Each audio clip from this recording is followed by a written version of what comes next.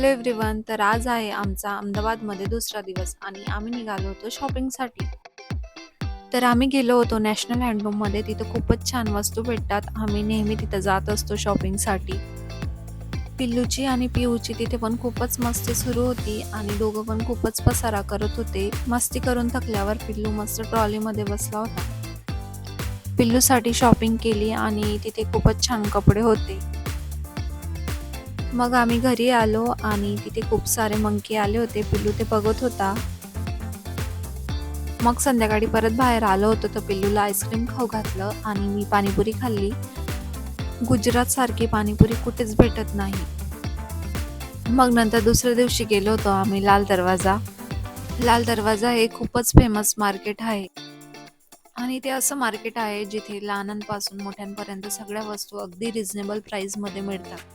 आणि तिथे आम्हाला दिसले एलिफंट आणि पिल्लू त्यांना छान बघत होता आणि मग आम्ही निघालो घरी.